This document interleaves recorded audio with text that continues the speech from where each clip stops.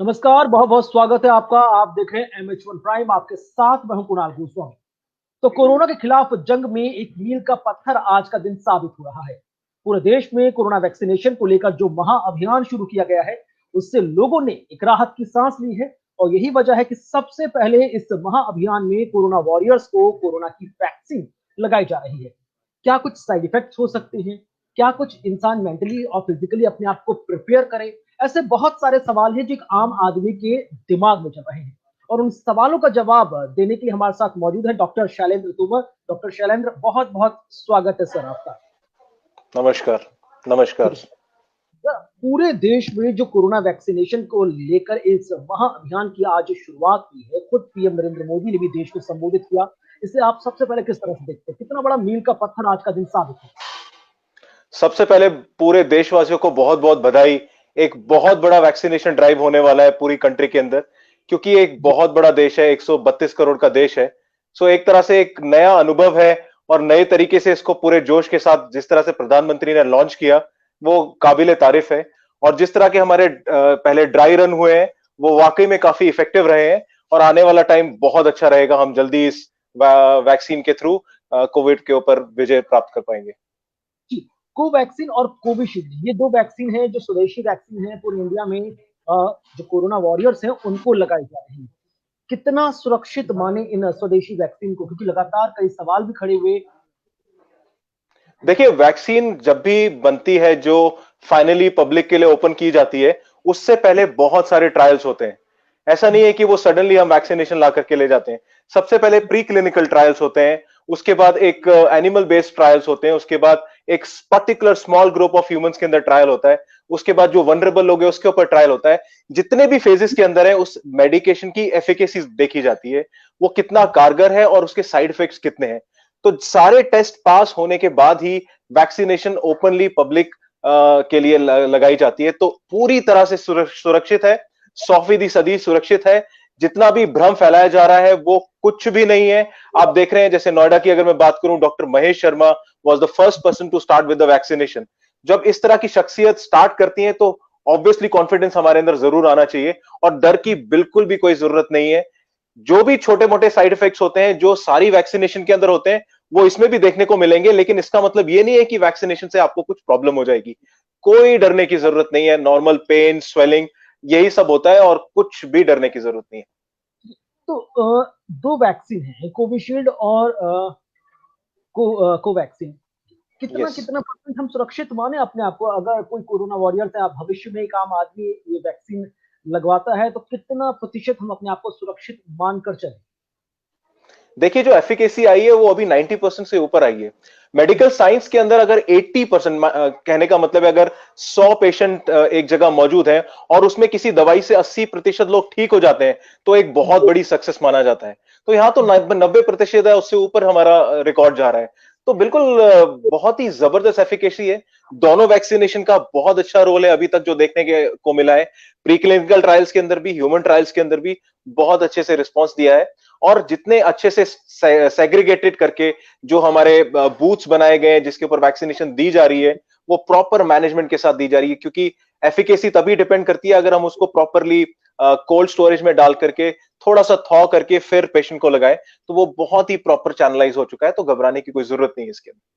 ये RNA vaccine है, तो मैं आपसे समझना चाहूंगा कि आप बहुत आसान शब्दों में हमारे तमाम दर्शकों को समझाएं कि ये जो वैक्सीन है किस तरह से हमारी बॉडी पर असर डालती है, हार्ड इम्यूनिटी की तरफ जो ले जाने की कोशिश है, ताकि जो कोरोना का नामो निशान है वो देश से समाप्त हो जाए। किस तरह से ये पूरा प्रोसेस आगे बढ़ता है जब वैक्सीन इंसान के बॉडी में ये इंजेक्ट हो? अगर हम वैक्सीनेशन की बात करें, जो वैक्सीन का मतलब होता है, एक माइल्ड स्ट्रेन ऑफ वायरस डाला जाता है बॉडी के अंदर। उसकी वजह से क्या होता है, हमारे बॉडी के अंदर जो टी सेल हैं, जो मेमोरी सेल हैं, वो बन जाते हैं उस वैक्सीनेशन के अगेंस्ट। यानी वो एक तरह से वायरस का एक बहुत ही माइल्ड रूप होता है। इसको दो फेजेस में डाला जाता है। पहले फेजेस के अंदर हल्की सी इम्यूनिटी बनाई जाती है, सेकंड फेजेस के अंदर थोड़ा सा हाई डोज दी जाता है। तो ज्यादातर वैक्सीनेशन का बेसिक जो प्रोटोकॉल है वो यही होता है। एक स्मॉल अमाउंट में वायरस या उस तरह से मिलता जुलता स्ट्रेन डाला जाता है, ताकि हमारे अंदर टी सेल और बी सेल बन पाए, जो आगे चल करके अगर वायरस हमारी बॉडी पे एक्सपोज होता है उसको मारने में सक्षम रहे। तो जब उस लड़ने की प्रक्रिया होती है, जो हमारे जो सेल्स लड़ते हैं उस वायरस से, तो उसमें बुखार आना एक आम बात है। उस जगह पे इन्फेक्शन होना ये आम बात है, क्योंकि हमारा बॉडी लड़ रही है उससे और उसकी रोग प्रतिरोधक क्षमता बन रही है उस वक्त। तो अगली बार जब वायरस इफेक्ट करेगा तो वो मेमोरी सेल्स वो वापस वही सेल आएंगे, वो तुरंत अटैक करेंगे। इसकी वजह से इंसान इम्यून हो जाएगा। ड्यूरेशन की अगर आप बात करें तो 3 से 6 महीने तक इसका पूरा का पूरा अच्छे तरह से शील्ड देखा गया, क्योंकि बहुत जल्दी वैक्सीनेशन आई है। तो लॉन्ग टर्म हम देखना चाहेंगे, लेकिन 6 महीने का भी अगर हमारे को शील्ड मिल रहा है तो वो बहुत बड़ा है। और आने वाले टाइम पर हमको डेफिनेटली ये बहुत लंबे टाइम के लिए सपोर्ट देने वाला है। वैक्सीनेशन वाकई में बहुत इफेक्टिवली काम कर रही है। किसी भी नए काम की शुरुआत होती है तो इंसान अपने आप को मेंटली या फिजिकली प्रिपेयर जरूर करता है। अब जब वो वैक्सीनेशन सेंटर में जाएगा, वैक्सीन लगवाएगा, भले ही हम मौजूदा वक्त की बात करें, कोरोना वॉरियर्स को लग रही है, किस हिसाब से इंसान अपने आप को मेंटली या फिजिकली प्रिपेयर करे? कोई खास प्रिपरेशन किसी भी व्यक्ति के लिए जब वो वैक्सीनेशन के लिए जाए? देखिए, सबसे पहले अफवाहों से बचें।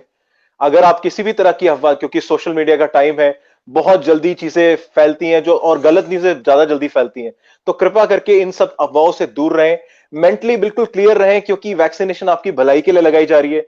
सीरम इंस्टीट्यूट एक बहुत ही हमारे सक्षम साइंटिस्ट का सेंटर है। हैदराबाद के अंदर भी जो वैक्सीनेशन बन रही है वो भी बहुत अच्छे से ट्रायल होकर करी है। और डॉक्टर महेश शर्मा और जिस तरह के काफी लोगों ने वैक्सीनेशन लगा चुकी है, और वो पूरी तरह से सुरक्षित है। कुछ कुछ परसेंट, जो कि बहुत ही कम रेशो है, एनाफाइलेक्टेड रिएक्शंस देखी गई हैं, जो अमूमन ज्यादातर मेडिसिन से देखी जाती हैं, लेकिन वो बहुत ही कम परसेंटेज है। उसके लिए भी आपको वहां पर जो हमारे बूथ्स हैं वहां पे आधा घंटे के लिए ऑब्जर्वेशन में रखा जाएगा, क्योंकि एनाफाइलेक्टिक शॉक या जो सीवियर रिएक्शंस होती है वो उसी दौरान होती है। उसके लिए पूरी तरह से हमारा मेडिकल सिस्टम तैयार है। किसी को कुछ घबराने की जरूरत नहीं है। मेंटली आप बिल्कुल पॉजिटिव फ्रेम ऑफ माइंड के साथ जाएं। अच्छा इफेक्ट रहेगा आपके बॉडी के ऊपर उसका। ठीक। जो नए कोरोना के स्ट्रेन की लगातार बात हो रही है, दुनिया के कई देशों में कोरोना का नया स्ट्रेन भी सामने आया, हिंदुस्तान में भी कुछ केसेस सामने आए। ये जो 2 वैक्सीन लग रही हैं स्वदेशी, ये उस स्ट्रेन पर भी उतनी ही कामगार होंगी, उतनी ही असरदार होंगी सर? जो फाइनल क्लिनिकल ट्रायल्स हुए हैं उसके अंदर इस स्ट्रेन का भी यूटिलाइज किया गया, और उसके साथ भी वैक्सीनेशन का इफेक्ट बहुत अच्छा है। तो नया स्ट्रेन है, पुराना स्ट्रेन है, जो भी अभी तक हमारे पास जो एक्सपोज हुआ है वैक्सीन, जो मतलब वायरस एक्सपोज हुआ है, उसके ऊपर ये पूरी तरह से कारगर है। तो इस तरह का बिल्कुल मन में डाउट ना लाएं। मैं तभी आपको कह रहा हूं कि अफवाहों से बचें, क्योंकि सोशल मीडिया पे बहुत सारी चीजें चलाई जा रही हैं। ऐसा कुछ भी नहीं है। अगर हमारा सेंटर ऑफ डिजीज कंट्रोल इस चीज को मास लेवल पे प्रमोट करता है, तो इसका मतलब वो 100% सुरक्षित है, और एक पर्टिकुलर प्रोटोकॉल के तहत उसको हम लोग डिप्लॉय कर रहे हैं, ताकि जो भी छोटे मोटे रिएक्शंस अगर 0.001% भी होने वाले हैं उसको भी कंट्रोल किया जाए। इसीलिए वैक्सीनेशन प्रॉपर बूथ्स पे और डॉक्टर्स की प्रोविजंस के अंदर लगाई जाती है। घबराने की बिल्कुल भी जरूरत नहीं। हर व्यक्ति को 2 डोजेज लेनी होंगी एक पर्टिकुलर इंटरवल ऑफ टाइम के दौरान। लेकिन कुछ लोग बड़ी जल्दी लापरवाह हो जाते हैं कि तुरंत वैक्सीन ली, उसके बाद वो सोचते हैं कि भाई ठीक है, अब तो हम बाजार में जाएं, शॉपिंग मॉल्स में जाएं, किसी भी पब्लिक प्लेस में जाएं, कोरोना हमारा कुछ नहीं बिगाड़ पाएगा। ऐसे लोगों के लिए आप क्या कुछ कहेंगे? कितना मेंटली देखिए हम प्रिपेयर करना है? देखिए हमारी इम्यूनिटी स्लो डेवलप होती है। हम लोग एक साथ बहुत ज्यादा स्ट्रेन ऑफ वैक्सीनेशन नहीं लगा सकते, क्योंकि उसका उल्टा असर हो सकता है। इसलिए पहली जो डोज होती है वो इनिशियल डोज होती है। उसकी वजह से कुछ परसेंटेज ऑफ एंटीबॉडी हमारी बॉडी के अंदर बनेंगे, जिससे वैक्सीनेशन लगाने के बाद कुछ पर्टिकुलर प्रोटेक्शन मिलेगा। लेकिन कंप्लीट प्रोटेक्शन के लिए 4 वीक्स के बाद सेकेंड डोज लेना बहुत जरूरी है, क्योंकि इनिशियल 14 डेज के अंदर हम लोगों के एंटीबॉडी लेवल बढ़ने शुरू हो जाएंगे, और सेकेंड डोज के बाद पूरे एंटीबॉडीज बन जाएंगे, जो वैक्सीनेशन लगाने के बाद 100% इम्यूनिटी आपको मिलने का पूरा प्रोटोकॉल है इस वैक्सीनेशन के तहत। तो second dose is very very important. लापरवाही बिल्कुल ना करें। आपको आईटी के तहत एक कार्ड भी दिया जाएगा। उसके बाद वो सेकेंड डोज के बाद भी वो होलोग्राम लगा के कार्ड दिया जाएगा, जिसकी वजह से आप सुनिश्चित कर सकते हैं कि इनको वैक्सीनेशन लग चुकी है। यानी कुल मिलाकर वैक्सीन लगने के बाद भी जो एसएमएस का फॉर्मूला है, सोशल डिस्टेंस, मास्क और सैनिटाइजेशन, इसको फॉलो करना ही कर रहा है। बिल्कुल बिल्कुल। आई मीन आप कैरियर भी हो सकते हैं वैक्सीनेशन लगाने के बाद, ऐसा नहीं है। अभी बहुत ही इनिशियल फेजेस हैं, पूरी तरह से हम लोग इसके बारे में नहीं कह सकते, क्योंकि ये एक मास लेवल पे हो रहा है और बहुत बड़े लेवल पे हो रहा है। तो इसका किस तरह से प्रारूप होगा वो देखने को मिलेगा, क्योंकि अभी आज हमारा फर्स्ट डोज स्टार्ट हुआ है, तो अभी थोड़ा सा लंबा समय बाकी है। 4 वीक्स का वेट करें, उसके बाद और 4 वीक्स का वेट करें, तब हम लोग कुछ अंदाजन कह पाएंगे, क्योंकि इनिशियल में 3 करोड़ जो वॉरियर्स हैं उनको लगाई जानी है, और हमारा 132 करोड़ का देश है। तो अभी बहुत ज्यादा टाइम जाना है वाला है इसके अंदर। तो डोंट वरी, देखते रहिए, लेकिन सब कुछ ठीक होगा। क्या एक व्यक्ति जो कोरोना वैक्सीनेशन के लिए जा रहा है, क्या उसे वैक्सीन लगने के बाद या वैक्सीन लगने के दौरान अपने डाइट प्लान में भी चेंज करना होगा, डे प्लान में भी चेंज करना होगा? क्योंकि कहा कई जगहों पर आर्टिकल्स भी आए हैं कि जो वैक्सीन लगवा रहे हैं वो प्रोसेस्ड फूड से थोड़ा दूर रहें, फास्ट फूड से थोड़ा दूर रहें, अल्कोहल कंजम्पशन से थोड़ा दूर रहें, ऐसी बातें हैं। देखिए, कुछ परसेंटेज ऑफ केसेस के अंदर एनाफिलेक्टिक शॉक्स या एनाफिलेक्सिस या इन्फ्लेमेशन की बात करी जाए, तो ये नेचुरल इन्फ्लेमेटरी प्रोसीजर है, और ज्यादातर जो बीमारियां होती हैं लाइफस्टाइल मॉडिफिकेशन कर कर ठीक हो जाती है। जो जो माइल्ड इन्फेक्शन होती है, माइल्ड इन्फ्लेमेशन होती है, तो डेफिनेटली जर्नल भाषा के अंदर भी हम लोग बोलते हैं कि हम लोग को इस तेल, कच्चे मसाले, इस तरह की चीजों से परहेज करना चाहिए। इसके लिए भी वही प्रोटोकॉल है, कोई स्पेसिफिकली नहीं है कि आपने रहना है। अगर रहेंगे तो अच्छा है, आपको जो साइड इफेक्ट्स है वो थोड़े से कम होंगे। तो नेचुरल वे में साइड इफेक्ट्स को हटाने के लिए बेटर है इस तरह के प्रिकॉशन जरूर लें, जिस जिस तरह की आपने बात करी है। जी, लेकिन बड़ी बात यहाँ पर ये भी है, कहा जा रहा है कि कुछ लोगों को सावधानी बरतनी है। अभी फिलहाल बच्चों को नहीं लग रही है क्योंकि टेस्ट या सर्वे नहीं हुए। प्रेग्नेंट लेडीज को अवॉइड करा जा रहा है, या फिर कहा जा रहा है कि जिनको बहुत इजीली किसी तरह की एलर्जी हो जाती है कि वो भी फिलहाल अभी थोड़ा वेट एंड वॉच की कंडीशन में रहें। देखिए, 3 तरह की चीजें मैं इसमें बोलूंगा। पहले तो 18 साल के कम बच्चे, उनकी इम्यूनिटी वैसे ही स्ट्रांग होती है। अभी ये इनिशियल फेजेस है, उसके ऊपर एक बहुत बड़ी स्टडी नहीं हुई कि 18 साल के कम बच्चों पे ये इस वैक्सीनेशन का क्या असर होगा। बट 18 साल में जनरली इम्यूनिटी बहुत स्ट्रांग होती है, तो पहले हम लोग उस एज ग्रुप पे जाते हैं जो थोड़े से बड़े हैं। दूसरी बात आपने कही है, जो प्रेग्नेंट वुमेन्स है, प्रेग्नेंट वुमेन्स के अंदर जो हमारा प्लेसेंटल बैरियर बोलते हैं हम लोग, यानी हमारा जो नवजात शिशु पेट में है, उसके थ्रू वैक्सीनेशन वहां जा सकती है। तो बच्चों के ऊपर कोई क्लिनिकल ट्रायल्स हमारे पास नहीं है, इसलिए वहां पे भी अवॉइड करना है। तीसरी चीज आप बोल रहे हैं जो लैक्टेटिंग मदर्स हैं, उसके अंदर भी माँ के थ्रू बच्चे के अंदर वैक्सीनेशन का माइल्ड डोज जा सकता है। तो इन 3 ग्रुप्स को अभी अवॉइड किया गया है, जस्ट बिकॉज प्रिकॉशन के बेसिस पे। ऐसा नहीं है कि बहुत खतरनाक इसके इफेक्ट है, but as a precautionary basis पे हमने इस एज ग्रुप को भी मना किया है। आगे चल करके धीरे धीरे जिस तरह से वैक्सीनेशन का असर आएगा, जरूर इस एज ग्रुप के अंदर भी हम वैक्सीनेशन की बात जरूर करेंगे। बट जनरली बच्चों के अंदर इम्यूनिटी वैसे ही स्ट्रांग होती है, और प्रेगनेंसी के टाइम पे थोड़ा सा हार्मोनल इंबैलेंस होता है, इसलिए अवॉइड करें तो बेटर है, डेफिनेटली बेटर है। एक र्यूमर ये भी बहुत ज्यादा ट्रेंड कर रहा है कि जिनको कोरोना हुआ था और वो ठीक हो गए थे अपने प्रॉपर ट्रीटमेंट के बाद, अ, वो थोड़ा सोच के थोड़ा कैजुअली लेकर चल रहे हैं कि भाई देखा जाएगा, हमको अभी कोरोना हुआ था, हम तो ठीक हो गए, हमारी बॉडी के अंदर इम्यूनिटी आ गई है, तो देखा जाएगा कि भाई वैक्सीन लगवानी कि नहीं लगवानी, ऐसा कुछ। देखिए, वैक्सीनेशन का जो प्रोटोकॉल होता है वो होता है कि बहुत ही वीक स्ट्रेन डाले जाते हैं वैक्सीन के, जो भी हमारे वायरस के होते हैं।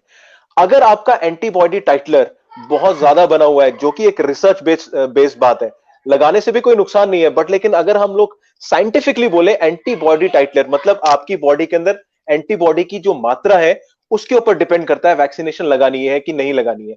जब वैक्सीनेशन ड्राइव पूरी हो जाएगी, तो जरूर हम लोग एक मास एंटीबॉडी टाइटलर जरूर कराएंगे, जिसके बाद हो सकता है 1 साल के बाद, 1.5 साल के बाद, जो एंटीबॉडी का लेवल है वो बॉडी के अंदर अगर एक पर्टिकुलर लेवल पर है जिससे वायरस असर ना करे, तो उनको वैक्सीनेशन की जरूरत नहीं है। बट ये बहुत ही प्रिलिमिनरी क्वेश्चन है, बट वैक्सीनेशन उनके लिए भी सेफ है, ऐसा नहीं है कि उनके लिए गलत है। तो बेटर है अपनी शील्ड लेके रखिए। हमारे जो भी कोविन एप्स हैं, जो भी आईटी बेस्ड स्टडीज आ रही हैं, उसको यूज करें, और बहुत ही सेफ प्रोसीजर है हमारी वैक्सीनेशन का। Don't worry about that. और कोवैक्सीन, दो तरह के स्वदेशी वैक्सीन है, दोनों क्या एक ही तरह से, एक ही फॉर्मेट से काम करेंगी? उनका वैक्सीनेशन का जो प्रोसेस है वो भी बिल्कुल सेम है? देखिए, अगर फार्माकोलॉजिकल और फार्माकोडायनेमिक्स हम लोग बात करें, तो डेफिनेटली उनके जो बेसिक स्ट्रेटा के अंदर डिफरेंस तो है, बट एक आम जनता के लिए जो मैं बोलना चाहूंगा, बहुत ज्यादा डिफरेंस नहीं है। दोनों का काम एक ही है, हमारे वायरस का जो इफेक्ट है उसको रोकना, तो आपकी इम्यूनिटी को डेवलप करना। हाँ, साइंटिफिकली देखें या फिर हम लोग उसके ऑर्गेनिक स्ट्रक्चर को देखें, तो उसमें डिफरेंस तो जरूर है। तो दोनों अलग जगह पे बनी है, अलग प्रोटोकॉल और मेथोडोलॉजी बनाई गई है, तो इसलिए साइंटिफिक बेसिस पे डिफरेंस है। अदरवाइज जो काम है दोनों का सेम है। There is no difference at all.